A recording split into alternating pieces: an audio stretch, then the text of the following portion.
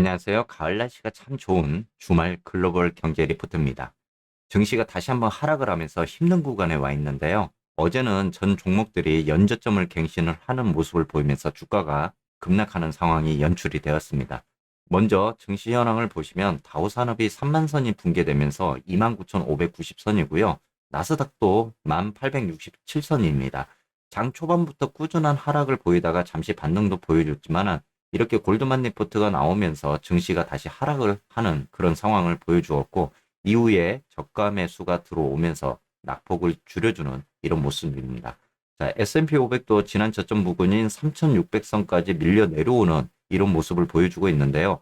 이런 상황에 지금 다우와 필라 반도체 지수만 연저점을 갱신을 하고 나스닥과 S&P는 연저점 부근에 있는 그런 모습입니다. 그러다 보니까 공포감이 더 쌓여가는 그런 모습인데요. 차라리 연저점을 갱신하는 모습을 보였다면 나름 추가적 하락을 줄일 것이란 그런 생각을 했을 것 같습니다. 자, 그렇기 때문에 다음 주 좀 중요할 듯 합니다. 아직 전 추세가 이렇게 하방 압력이 강한 흐름을 보여주고 있기 때문에 다음 주 반등적인 구간을 만들어 주면서 바닥을 다지는 모습이 첫 번째로 나와 주어야만이 수급적으로 그나마 힘을 받을 것으로 이렇게 보입니다. 특히 어제 골드만삭스가 연준과 싸우지 않겠다. 그리고 S&P 연말 전망을 낮췄습니다. 이 리포트로 인해서 장중에 하락 낙폭이 커지는 그런 모습을 보여주었는데요. 올 연말까지 지수가 3,600선까지 낮춰질 거란 이런 가이던스를 제시를 했습니다. 이는 이전 예측치인 4,300선에서 더 하락을 할 거란 그런 분석 리포트를 내놓은 건데요. 시장에 대한 신뢰가 약화되고 있다는 점이 포인트라고 밝히기도 했습니다. 여러분, 리포트는 리포트입니다. 그렇다고 N을 분석이 다 맞은 것은 아니라고 봅니다. 시장을 적절하게 대응을 하면서 분할적으로 여러분들이 매수로 접근을 한다면 또 이 또한 어느 순간 좋은 시장으로 이렇게 갈 것으로 보고 있습니다. 자, 오늘도 차트 보면서 간단하게 이야기 드려보도록 하겠습니다. 먼저 나스닥 지수부터 한번 보도록 하겠습니다. 자, 지난번 제가 나스닥 지수 흐름에 대해서 한번 분석을 드렸었는데 이후에 이렇게 하락 파동적인 구간을 그리면서 계속 급락하는 이런 모습을 보여주었고요. 이 구간에서 제가 반등적인 그런 모습이 나올 것이다라고 이야기를 드렸던 구간이었습니다. 이렇게 나스닥이 기술적 반등이 잠시 나오기는 했지만 이렇게 하단으로 내려가는 모습을 지금 보여주고 있습니다.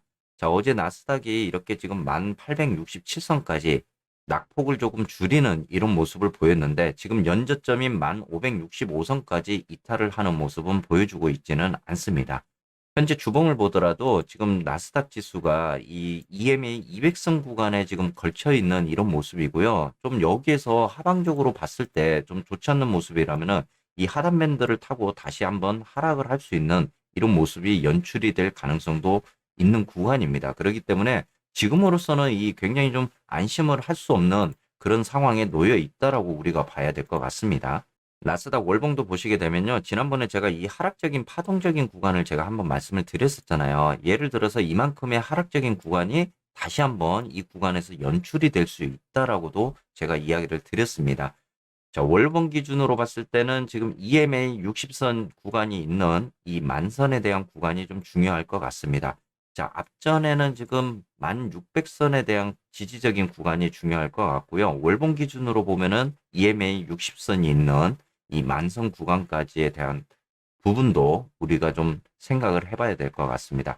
자, 이렇게 되면은 지금 나스닥이 첫 번째로는 지금 1600선의 구간이고요. 두 번째로는 지금 만선에 대한 구간이 될 것 같습니다. 이 구간 내에서 어느 정도 나스닥이 이 바닥적인 구간을 만들어 가는지가 좀 중요한 그런 포인트가 될 것 같습니다. 자, 다음은 속슬도 한번 보도록 하겠습니다. 제가 어제 속슬과 속스 분석을 드렸던 거 있었잖아요.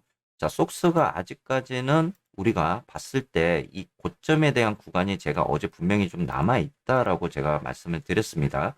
자, 시그널적인 구간이 아직까지는 속스가 보여주고 있지 않기 때문에 이 속슬의 하방적인 구간이 더 내려올 가능성, 그리고 연저점을 깰 수 있는 가능성에 대해서도 어제 분석에서 드렸던 부분입니다.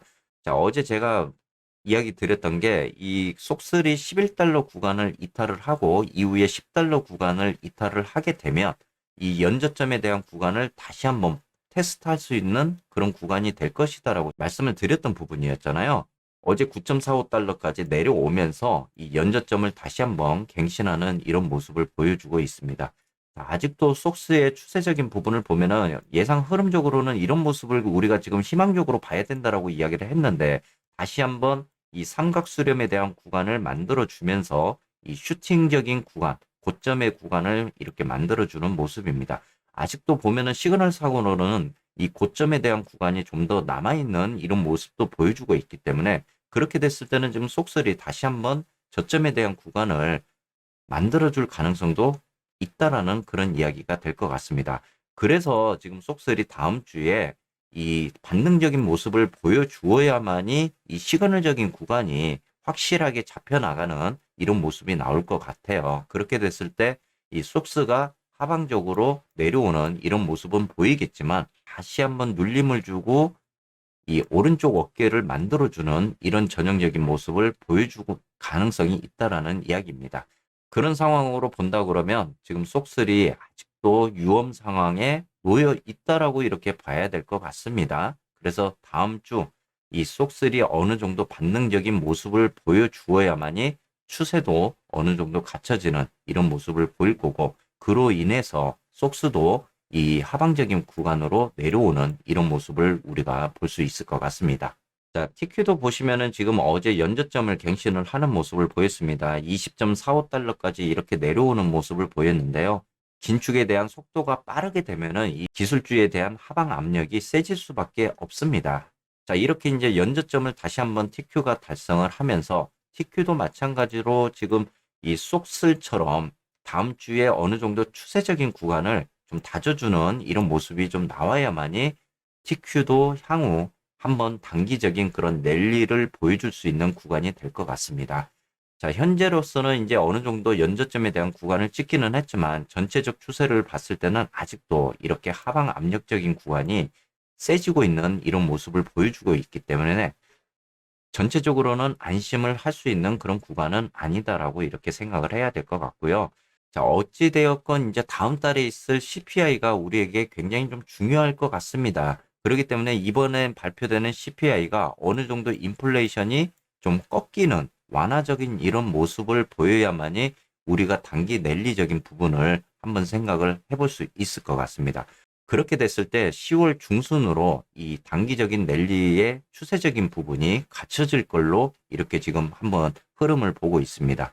자, 아무쪼록 여러분들 지금 힘든 구간에 와 있는데요. 다음 주에도 시장이 반등적인 구간을 보여주면서 추세가 어느 정도 이 바닥을 다지는 이런 모습이 좀 나와서, 우리가 이후에 연말까지는 아니더라도 이후에 단기적인 그런 랠리를 보여줄 수 있는 구간을 만들어야 될 것 같습니다. 자, 오늘도 즐거운 주말 되시고요. 또 다음 주 시장을 우리가 보면서 대응을 한번 하도록 하겠습니다.